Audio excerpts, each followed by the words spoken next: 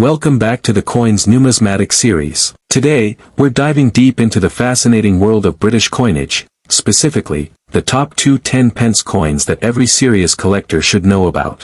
Now, if you've ever held a 10-pence coin in your hand, you might have thought of it as just another piece of everyday change. But beneath that modest silver surface lies a story of heritage, artistry, and monetary history. The 10-pence coin is more than small change. It's a snapshot of Britain's culture at a particular moment in time. So, buckle up for a detailed exploration, because this isn't just coin collecting. This is history you can hold in your hand. 10 Pence Elizabeth II 1980 coin. The 1980 10-pence coin is a fascinating piece in British numismatic history, representing a time of transition in the United Kingdom's currency system. At first glance, it's just a large, silver-colored coin featuring Queen Elizabeth II on one side and a heraldic lion on the other. But the deeper you go, the more layers unfold about why this coin matters to collectors and historians alike. Historical context. When this coin was struck in 1980, Britain was still in the relatively early stages of life under decimalization. Decimalization had been introduced in 1971, replacing the centuries-old system of pounds, shillings, and pence with the new decimal currency. The 10-pence coin was designed to replace the old 2 shillings piece, and for that reason, the coin issued in 1980 was still physically large, with a diameter of 28.5 millimeters. The country itself was in a state of change as well. Margaret Thatcher had just become Prime Minister in 1979, and Britain was entering a decade that would reshape its economy and society. The coin, therefore, captures that period of adjustment and modernization in a very tangible way. Design features. On the obverse, the 1980 10-pence bears the second definitive portrait of Queen Elizabeth II, designed by Arnold Machin. This portrait had been introduced in 1968 and was used on British coins until 1984.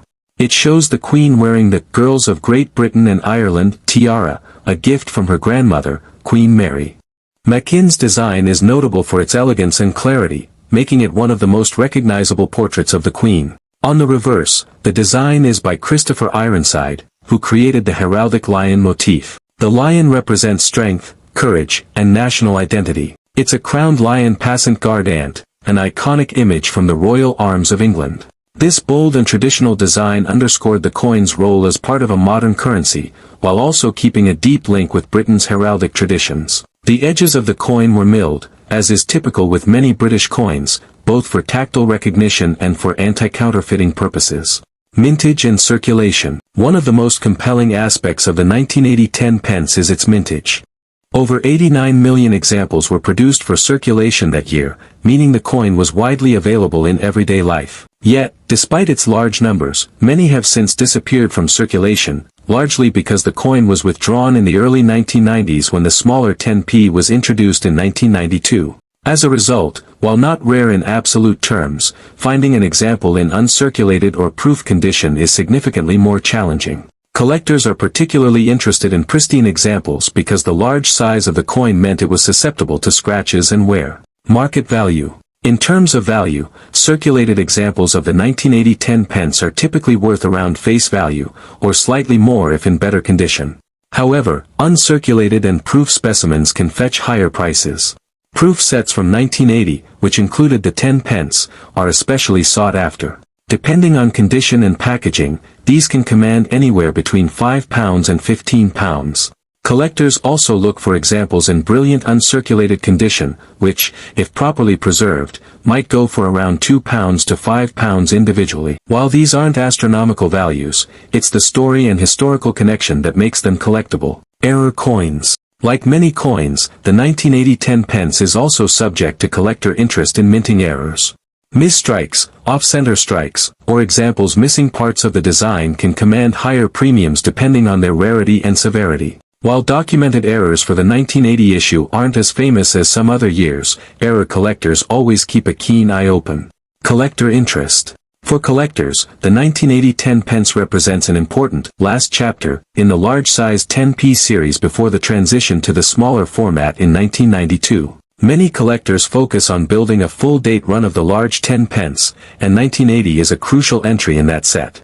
Moreover, for those interested in portraiture, the coin is part of the Machin portrait era, which itself is one of the most admired in British numismatic design. That connection, along with the historical context of the early Thatcher years, makes this coin resonate strongly with numismatists and casual collectors alike. 10 Pence Elizabeth II 1996 coin. Moving forward 16 years, we come to the 1996 10 pence coin, a piece that represents both continuity and change within British coinage. While it may share the same denomination as its 1980 predecessor, its look, feel, and context tell a very different story, historical context.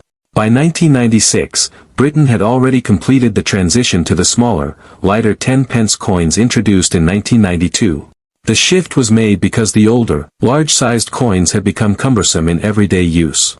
Reducing the coin's size to 24.5 mm made it easier to carry and better suited to modern vending machines and coin-operated devices. This period in British history was also marked by a sense of modernization. The mid-1990s were a time of change leading up to the new millennium, and in many ways, the smaller 10p coin reflects the practical and economic adjustments of that era. Design features. The 1996 10 pence carried forward the same core design elements but with subtle differences that make it distinctive. On the obverse, the coin featured the third definitive portrait of Queen Elizabeth II, designed by Raphael Maklouf. This portrait was introduced in 1985 and lasted until 1997. Maklouf's depiction is more formal and regal compared to the Machin portrait. The Queen is shown wearing the royal diadem, an ornate crown she traditionally wears during the state opening of Parliament. Maklouf intended his portrait to emphasize the dignity and grandeur of the monarchy, and the design is characterized by its detailed and sculpted appearance. On the reverse, the heraldic crowned lion passant guard ant continued to grace the 10 pence, designed again by Christopher Ironside. However, because of the smaller flange size, the design appears tighter and more compact, giving the coin a slightly different aesthetic than the earlier large-sized version. Like its predecessors, the coin had a milled edge for security and tactile recognition. Mintage and circulation. The mintage for the 1996 10 pence coin was just over 265 million pieces, a huge number compared to earlier issues. This was partly because the smaller coins were being fully integrated into circulation, replacing the older, larger coins that were withdrawn completely by the mid-1990s. As a result, the 1996 issue is one of the more common small-sized 10 pence coins in circulation.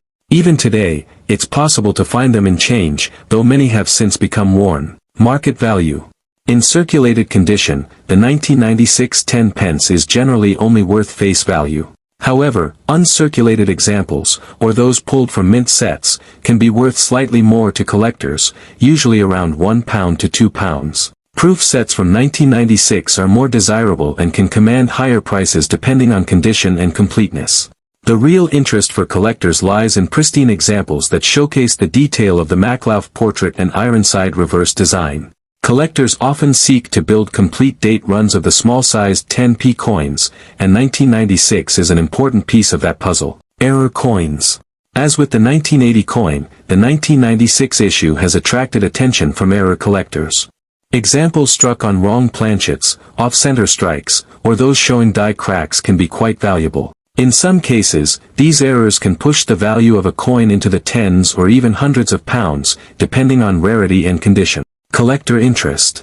For many collectors, the 1996 10 pence coin embodies the evolution of Britain's coinage in the late 20th century. It's a bridge between the old, large-sized decimal coins of the 1970s and 1980s and the more modern, compact designs of the 21st century.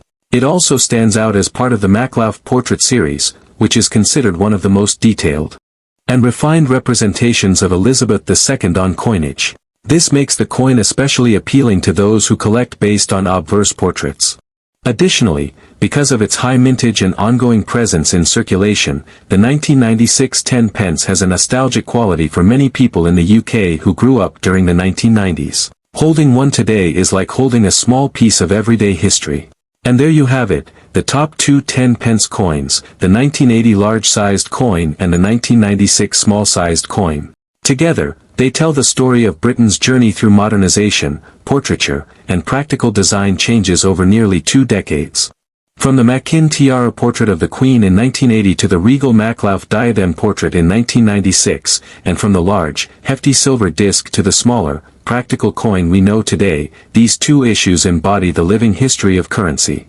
Whether you're a seasoned collector building sets and searching for rare coins, or just starting out and looking through your change, the 10 pence coin remains one of the most fascinating and accessible ways to connect with Britain's past. So, next time you find a 10 pence in your pocket, take a closer look. You might just be holding a story that spans decades. Thanks for watching the Coins Numismatic Series. Don't forget to like, subscribe, and join us for more deep dives into the coins that shape our world and tell our stories.